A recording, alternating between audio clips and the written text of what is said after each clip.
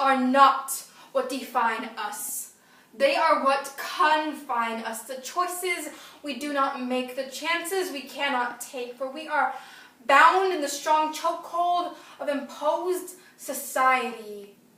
The things we do not choose are not opportunities we wish to lose, just things out of our control. So no matter black, white, Asian, gay, Hispanic, disabled, no matter whatever we may be, we should be free to explore society, to push the boundary, because we are equal in worth. The things we do not choose do not define the girth of the birth of things our minds can provide. Our talents applied push the negatives aside, because every one of us is inherently beautiful, innately capable of just the same perfection, just in different ways.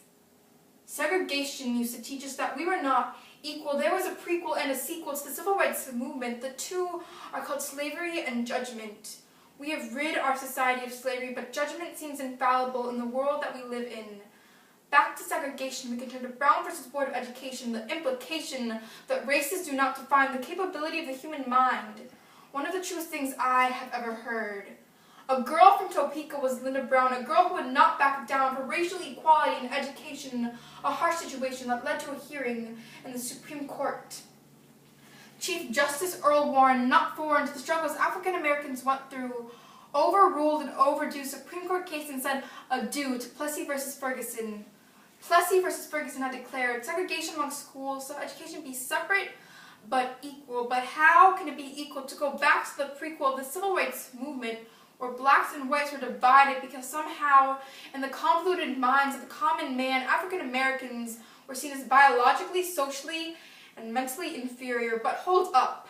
In some ways they were and are superior, of course, on an individual level, because besides culture, besides appearance, besides the commonality, the strength of the black people's resilience, humans are not defined. We should not be confined to the ideas that bodies define minds, define ability, define anything besides individuality, besides beauty.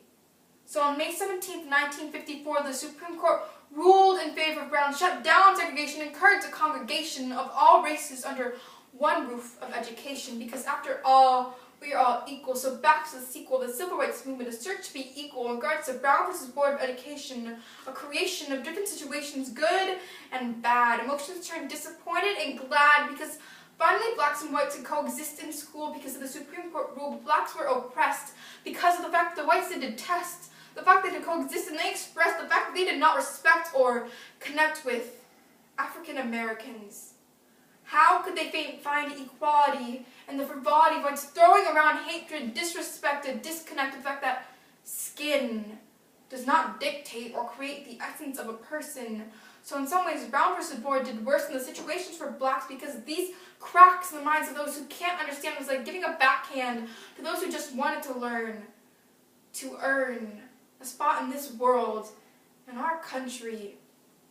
Brown versus Board seemed to sacrifice a small price to pay to eventually bring us to this day, to today. The civil rights movement is over, but Brown versus Board sparked and ignited, lighted the way from Little Rock 9 to Lowell Central High, from Montgomery bus boycott. Seems like we've done a lot to get to where we are now, to allow for nearly perfect freedom for all, but no one ever asks how. This society is the product of fighting for peace, of yearning for a peace of a whole life, enduring the strife. Today I walk in the halls and I see waterfalls of diversity, an indication that this fight to overcome adversity was successful, and now we can all experience the stressful ways of school together.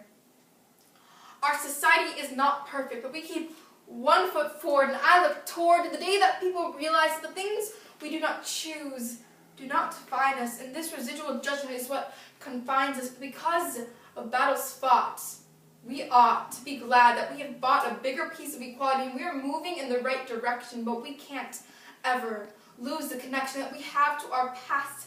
Let's make it last and keep the legacy of knowing no one holds supremacy. We are all equal in this sequel to the civil rights movement.